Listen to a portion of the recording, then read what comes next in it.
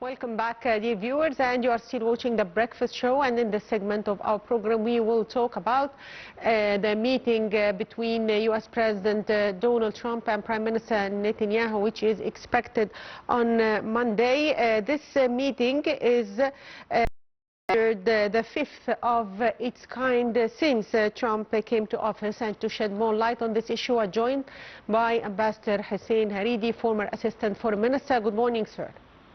Good morning, madam. So, sir, U.S. President Donald Trump is to meet Prime Minister Netanyahu later on Monday. So tell us more about your expectations for the agenda of this meeting, since it is the fifth of its kind since Trump came to office. Well, from an American point of view, I guess the main interest, the main concern of President Trump is the second stage of his peace plan to bring the war in Gaza to an end. This is from the standpoint of the American administration. From the standpoint of the Israeli government, or more particularly the Prime Minister Netanyahu, I guess he has a more he has a larger agenda. He wants to convince President Trump of the importance or the necessity, I would rather say, necessity of attacking Iran once more, with the alibi, his alibi that Iran is developing a very ambitious missile program. And then he will talk about Lebanon and the situation in Syria. So, but I guess the main concern is what would happen in the second stage of the Trump's peace plan in Gaza. So, sir, yes.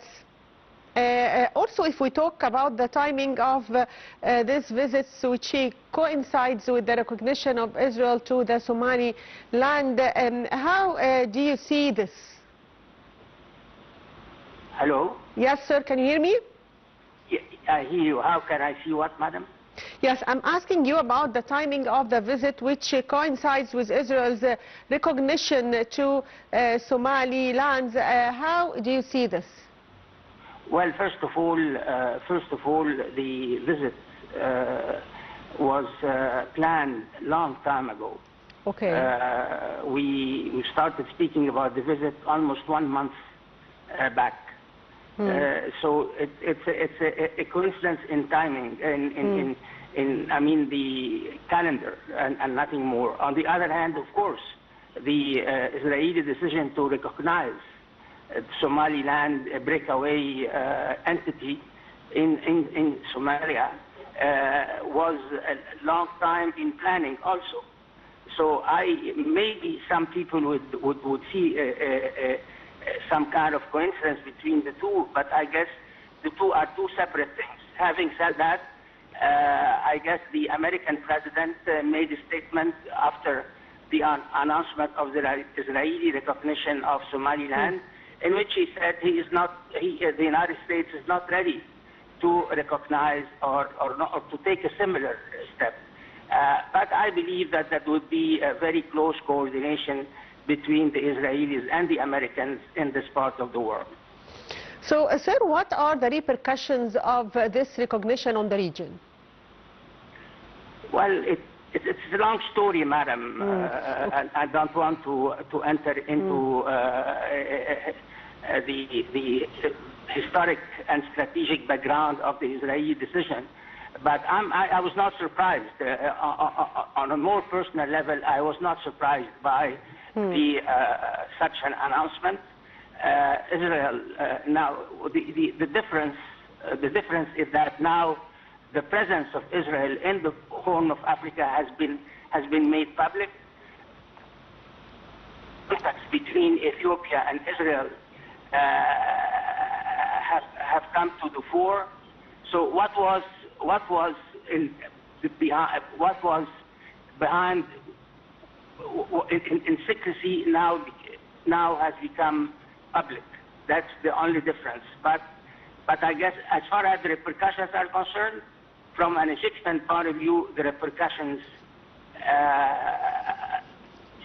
should be analyzed and should be closely watched. So, sir, also if we talk about a Gaza truce plan, and as the U.S. president is pushing to move to the next stage of Gaza truce plan, what do you expect the outcome of this visit concerning Gaza truce plan? Well, as the second stage, well, according to statements by some American officials,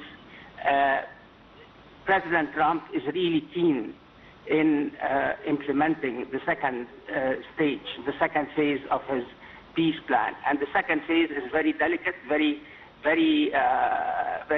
raises some questions, because it's based on three main elements. The first one is the disarmament of Hamas. The second thing is the formation of what's called the Palestinian Technocrat Commission or agency that would supervise day-to-day affairs in Gaza.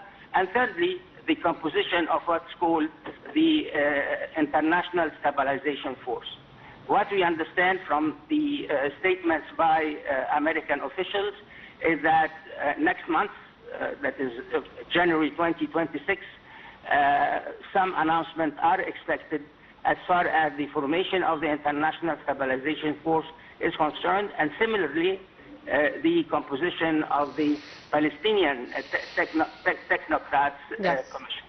Yes, I'd like to thank you, Ambassador Hussein Hareedy, former Assistant Foreign Minister. Thank you, Mr. Ambassador, for being with us. And the viewers, short break, and we'll be back, so stay tuned.